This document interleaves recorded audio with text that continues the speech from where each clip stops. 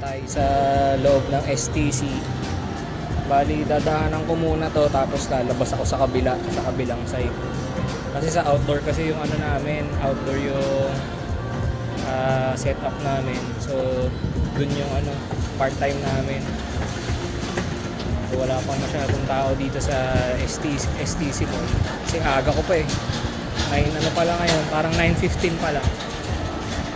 So, lakad muna tayo. Wala pang katao-tao. Dito na yung labasan. Parang puro kabayan yung mga nandito ah. Puro mga Pilipino yung mga nakikita ako. Ito yung setup eh. Ito. Yan siya guys. Halloween Night of Lights. Tapos yung mga kabayan, ayun oh. Mga magpa-part-time din siguro yung mga yan. At nagsimula na nga kami magtrabaho sa loob kasama si Draymond Green. Kakaldagin ko sana kaso baka supalpalin ako. Kaya nagtrabaho na lang kami mabuti para makita nilang hardworking kami dito. Para sulit yung binabayad nila sa amin. Sa kabilang dako, dito naman nagkakabit kami ng parang Christmas lights. Pero hindi siya pampasko. Pero habang nagkakabit kami medyo dumudugo yung ilong ko dyan dahil kausap ko si ate. Pero naiintindihan naman niya ako. Halos 3 hours din namin tinapos yan. Break time! Yo bro! Break time! Draymond Green. Nakain muna kami, break time daw, half an hour. Gutom na rin kami, dire-diretso yung trabaho eh. Sila nga pala yung nakilala kong mga kabayan dito. Magkapatid yan. Dito muna kami kakain, mga chong.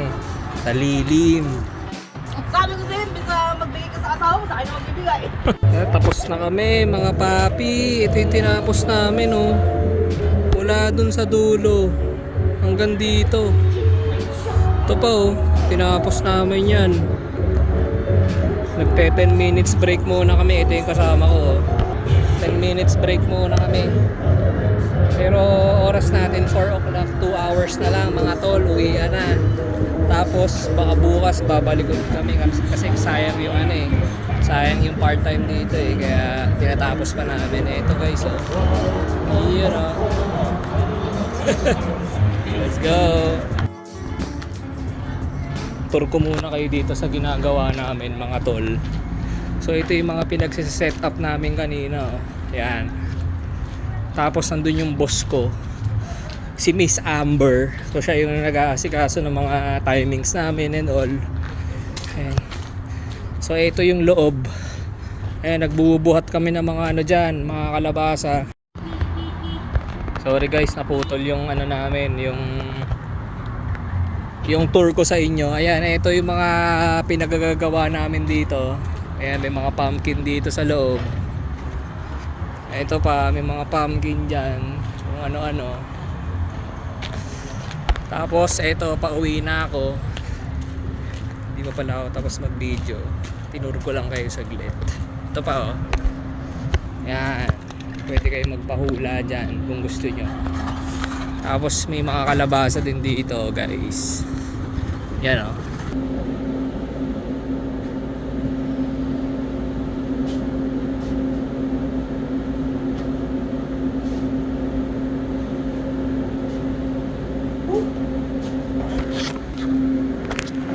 Tapos rin tayo mga tol, dire-diretso, pero may mga break time naman.